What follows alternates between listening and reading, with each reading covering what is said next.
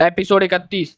वरुण का आत्मविश्वास। अगली सुबह पूरी कोठी में शांति छाई हुई थी। हर कोई वरुण को ढूंढ रहा था। थोड़ी देर पहले जब ध्रुव ने उसे कॉल किया तो घंटी तो बजी, लेकिन वरुण ने फोन उठाया ही नहीं। ध्रुव ने लगातार 6 बार कॉल किया, पर हर बार वही हुआ।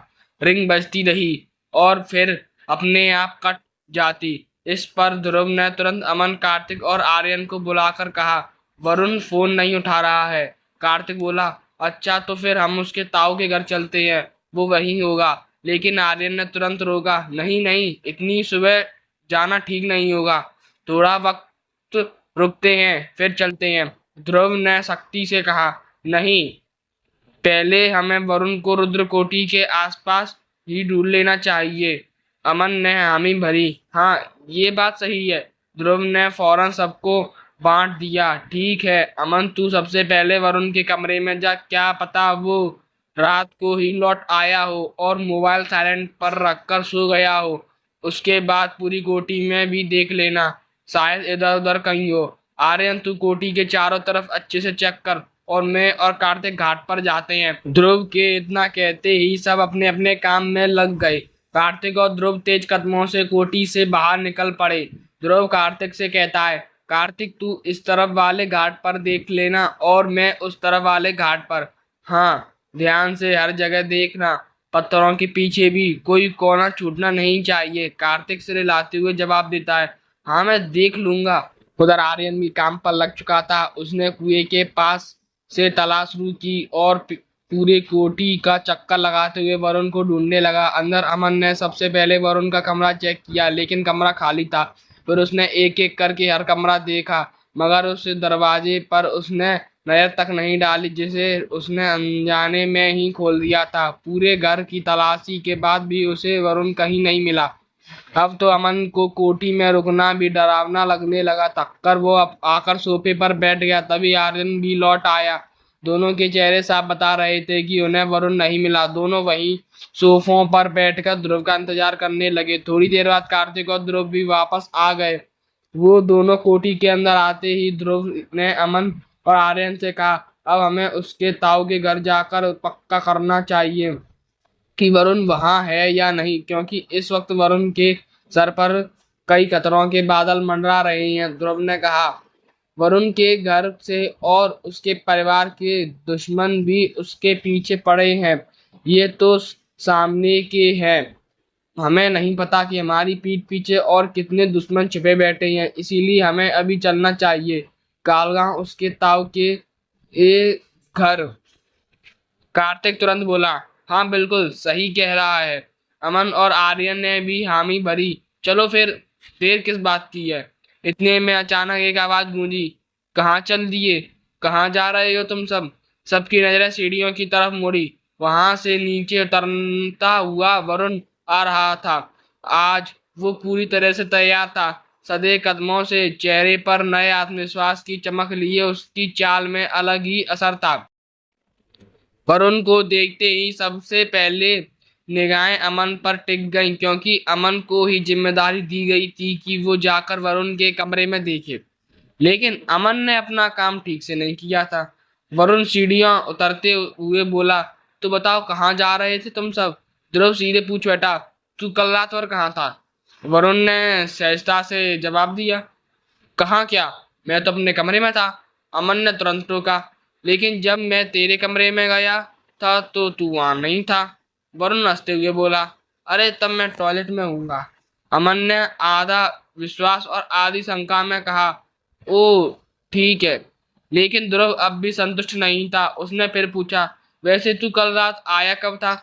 वरुण ने समझाते हुए कहा, जब मैं आया तब तुम सब सो चुके थे, कोठी का गेट खुला था तो मैं सीधे अंदर आ गया। नीचे तुम सब सो रहे थे, इसलिए मेरे लिए जगह ही नहीं थी, इसीलिए मैं ऊपर अपने कमरे में जाकर सो गया।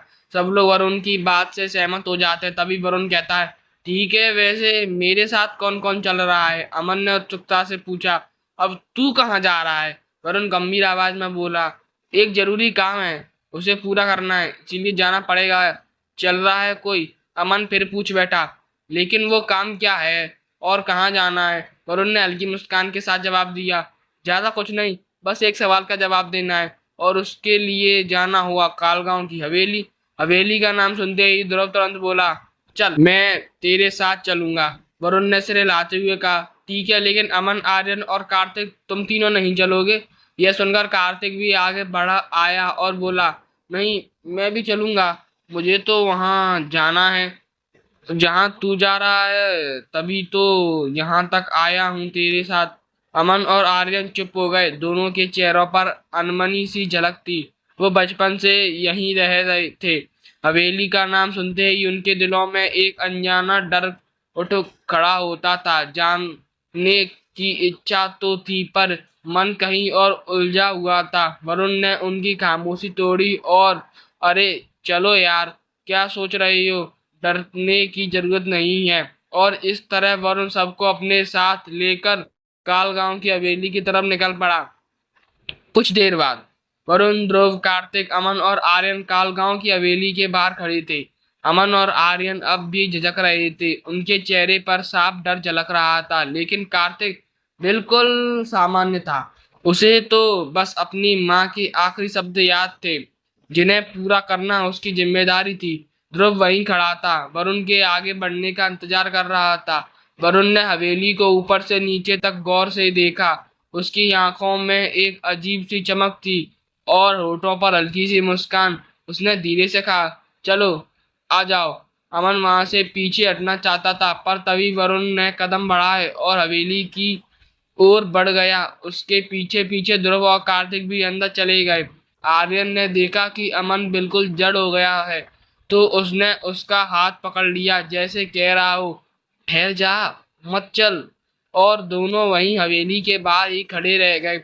अंदर वरुण, ध्रुव और कार्तिक अब हवेली की दहलीज पार कर चुके थे।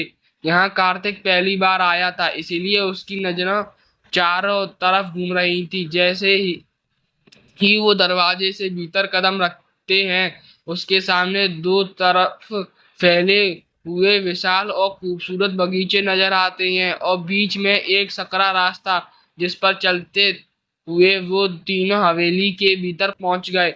हवेली का दरवाजा बहुत भारी और विशाल था, जिसे एक इंसान अकेले आसानी से खोल नहीं सकता था। वरुण ने अपने दोस्तों को नीचे ही छोड़ दिया और सीढ़ियां चढ़कर सीधे ऊपर अपने ताऊ के कमरे की ओर बढ़ गया। नीचे कार्तिक और ध्रुव खड़े थे। कुछ पल बाद कार्तिक धीरे धीरे सोफे की ओर गया और आराम से बैठ गया। उसने मुस्कुराते हुए ध्रुव से कहा, आया ध्रुव, तू भी बैठ जा। पर ये अमन और आर्यन कहाँ गायब हो गए? ध्रुव ने उसकी ओर देखा। उसने पहले ही दोनों को दरवाजे पर रुकते हुए देख लिया था और समझ भी गया था कि वो अंदर आने में हिचक क्यों रहे हैं। इसीलिए उसने ज्यादा कुछ नहीं कहा, बस हल्की सी आवाज से बोला, वो दोनों बाहर ही रुके गए हैं, और फिर खुद भी सोफे पर जाकर बैठ गया। इधर वरुण अपने ताऊ अमर सिंह के कमरे में दाखिल हुआ। अमर सिंह खिड़की के पास खड़े बाहर देख रहे थे। जैसे ही उन्हें किसी के आने की आहट सुनाई दी, उन्होंने मुड़कर देखा। सामने वरुण खड़ा था। अमर सिंह के चेहरे पर मुस्कान फैल गई। उन्होंने कहा, मुझे उम्मीद नहीं थी कि तुम इतनी जल्दी फैसला ले लोगे। वरुण, तो बताओ, क्या फैसला लिया, हाँ या ना? वरुण उनके पास जाकर धीमी आवाज में बोला, मैं तैयार हूँ, आप बस मेरे वापसी की तैयारी कर लीजिए। अमर सिंह ने संतोष की सांस लेते हुए कहा, बहुत जरूरी था ये सुनना। आज से ये हवेली, ये घर, सब कुछ तुम्हारा है। चाहो तो यहीं रुक सकते हो अब। वरुण ने हल्की मुस्कान के साथ जवाब दिया, जरूर, लेकिन अभी मुझे यहाँ ठहरने के लिए थोड़ा और समय चाहिए। अमर सिंह सिर हिलाते हुए बोला, कोई बात नहीं, जितना वक्त चाहिए ले लो। बस ध्यान रखना, किसी की बातों में मत आना।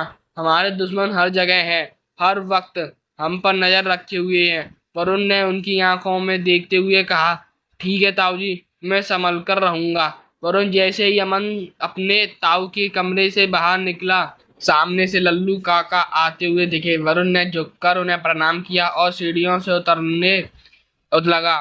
नीचे आते ही उसकी नजर पड़ी कार्तिक से। कोई व्यक्ति बात कर रहा था। वो शख्स और कोई नहीं बल्कि रामेश्वर ही था। रामेश्वर आज भी उसी अंदाज में बात कर रहा था जैसे कल वरुण से की थी। दूर से देखने पर ऐसा लग रहा था मानो ध्रुव और रामेश्वर के बीच कभी भी हाथापाई हो सकती है। वरुण तेजी से आगे बढ़ा। रामेश्वर ने उसे देखते ही ताना मारा, अरे लो आ गए तुम्हारा भगोड़ा यार, डरपोक और कमजोर। जैसे ये वैसे ही इसके दोस्त एकदम फस। कल वरुण सब कुछ चुपचाप सुन लिया था, लेकिन आज हालात बिल्कुल अलग थे। रामेश्वर का ताना सुनते ही वरुण ने बिना देर किए उसके चेहरे पर जोरदार मुक्का जड़ दिया। मुक्का इतना भारी था कि रामेश्वर का पूरा जबड़ा हिल गया। भारती और रमा जो आराम से अब तक खड़ी थी तमाशा देख रही थी, अपने भाई को मुक्का खाते हुई तिलमिला उठी। वरुण वहीं नहीं रुका, उसने पीठ में एक जबरदस्त लात भी दे मारी। रामेश्वर धड़ाम से जमीन पर गिर पड़ा। वरुण ने तुरंत अपना पैर रामेश्वर के सीने पर रख दिया। रामेश्वर हैरान रह गया, जिसे वो अब तक कमजोर लड़का समझ रहा था वही आज उसे धूल चटा रहा था। उसकी हालत इतनी खराब थी कि उठने तक की हिम्मत नहीं बची थी। वरुण ने आंखों में गुस्सा भरते हुए धमकी दी, सुन, तू जो भी है चुपचाप यहाँ से चला जा या फिर किसी कोने में बैठा रहे। ये मेरे दोस्त है, अगर इनसे कहा कुछ या इनके साथ कुछ बुरा करने की कोशिश की तो अगली बार मैं तुझे छोड़ूंगा नहीं। ये कहकर वरुण ने कार्तिक और ध्रुव को साथ लिया और वहां से निकल गया। रामेश्वर किसी तरह जमीन से उठा और दांत पीसते हुए बोला, इसे मैं नहीं छोड़ूंगा। फिर उसने गुस्से में रमा और भारती की ओर देखा और कहा, चलो बहना, आ आज इसका पूरा इंतजाम कर दूंगा मैं। एपिसोड 31 समाप्त। हमारी कहानी यहाँ तक सुनने के लिए धन्यवाद।